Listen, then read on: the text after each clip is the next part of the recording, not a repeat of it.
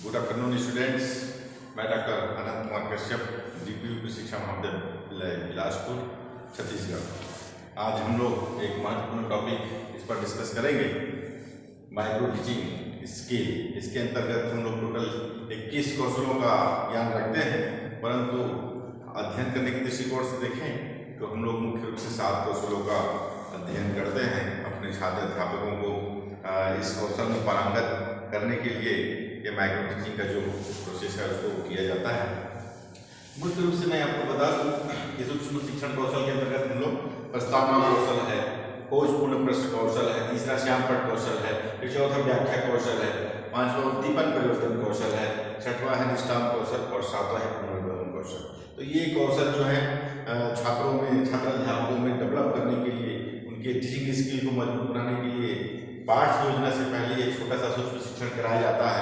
5-5 minute का एक class होता है, एक कौशल उस पर निर्धारित रहता है और उसको बच्चे अपने ढंग से करते हैं। 5 मिनट का लेसन प्लान बनाते हैं, उसके बाद वहाँ पर ब्लैक बोर्ड के सामने वो अपना प्रेजेंटेशन देते हैं। 7 कौशलों में एक लेसन प्लान बनाकर हमारे बच्चे इसमें प्रेजेंटेशन देते हैं। तो सबसे पहले मैं आपको प्रस्तावना प्रश्न कौशल के विषय में बताऊँ। तो प्रस्तावना प्रश्न कौशल जो है हमारा, प्रस्तावना कौशल जो है उसके अंतर्गत छात्र जो हैं मुख्य जो अपना पाठ्य विषय वस्तु है उसका प्रकरण को प्रश्नों के माध्यम से बच्चों के मुख से निकलवाते हैं। मुख्य रूप से उसके अंतर्गत 3 से 5 प्रश्न हम लोग पूछ सकते हैं और अंतिम 5वें प्रश्न में हमारा टॉपिक जो है निकलना चाहिए। किसी भी एक उदाहरण के लिए अगर हम बात करें, हिमालय पर्वत ही जैसे हमारा टॉपिक हो गया, तो अंतिम में हमारा निकलना चाहिए वो टॉपिक हिमालय पर्वत हमारे अंतिम प्रश्न के उत्तर के रूप में। तो वो इस प्रकार से प्रस्तावना प्रश्न कौशल के अंतर्गत आता है। उसके बाद मैं आपको बता दूं खोजपूर्ण प्रश्न कौशल। खोजपूर्ण प्रश्न कौशल में छात्र अध्यापकों को विशेष रूप से प्रशिक्षण दिया जाता है कि वो छात्रों को जब विद्यालय में जाएंगे पढ़ाने के लिए तो किस तरह से उनके मन को उत्तेजित करें, प्रश्नों के उत्तर देने के लिए उनको प्रोत्साहित करें। इस पर विशेष रूप से इसमें फोकस किया जाता है खोजपूर्ण प्रश्न कौशल के अंतर्गत। तीसरा आता है आपका श्यामपट्ट कौशल। तो श्यामपट्ट कौशल के अंतर्गत विशेष रूप से हम लोग श्यामपट्ट को कैसे उपयोग करना है विद्यालय के अंदर में, और इसको विशेष रूप से देखते हैं ताकि इसका उपयोग करके हम अपने क्या बोलना चाहिए लेखन कौशल, विशेषकर श्यामपट्ट पर, तो उसको हम डेवलप करते हैं। और इसको हम लोग बताते हैं कि इस कौशल के अंतर्गत हम ब्लैक बोर्ड को 2 भागों में विभाजित कर सकते हैं। पहले लेफ्ट वाला उपयोग करना है, फिर राइट वाला उपयोग करना है।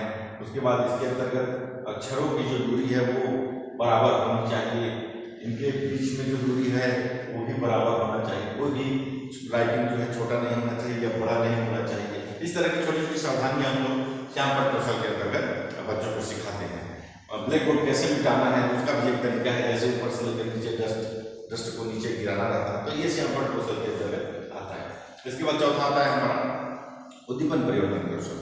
तो उद्दीपन परिवर्तन कौशल के अंतर्गत हम लोग विशेष रूप से भाव भंगिमा की बात करते हैं। यहाँ पर ये शिक्षक को अपने बॉडी लैंग्वेज को कैसे विद्यालय में प्रस्तुति देना है, कैसे उसको प्रस्तुत करना है, ये विशेष रूप से हम लोग इसमें सिखाते हैं कि बॉडी लैंग्वेज एक शिक्षक का कैसे प्रस्तुतिकरण देना है, ये विशेष रूप से वहाँ पर सिखाया जाता है।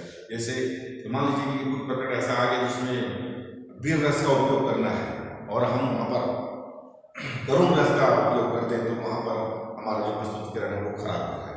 उदाहरण के लिए अगर मैं बताऊँ आपको कि चमक उठी सन संतान में वह तलवार गुलामी थी, अब बूंद दे हर बोलो के मुँह हमने सुनी कर।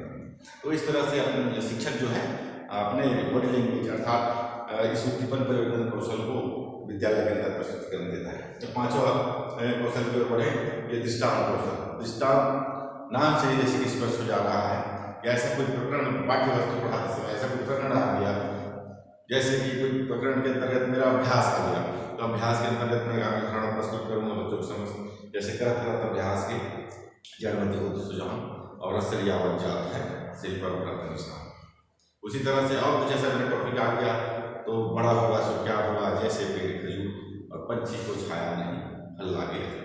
तो इस उदाहरण में शिक्षक का स्वभाव कैसा होना चाहिए, तो शिक्षक के गुण कैसे होना चाहिए, इसके लिए उपयोग कर सकता हूँ। जैसे खजूर का पेड़ जो है हमेशा ऊपर रहता है बहुत, लेकिन उसमें जो फल है उसमें कीड़े लग जाते हैं और उस फल को कोई खा नहीं पाता है और पंछी को भी वो छाया नहीं देता है। उसी प्रकार से अगर मैं आम की बात करूँ, फलदार वृक्ष जो है सदा झुका हुआ रहता है, तो एक शिक्षक को हमेशा झुकने का होना चाहिए।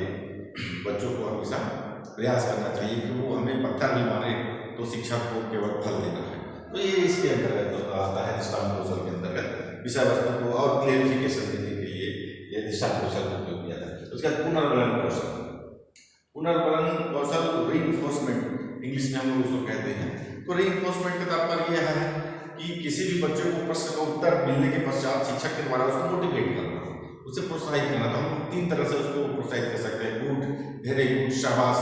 इस तरह से कहना चाहिए कि जो विशेषकर ये जो पुरस्कार और दंड जो है सीखने की गति की वृद्धि और कमी भी कर सकती है। उसी तरह से ये जो है पुरस्कार है एक प्रकार का बच्चों के समक्ष, अगर उनको ये पुरस्कार दिया जाए तो उनके सीखने की गति में वृद्धि होगी, निश्चित ही, नो डाउट है।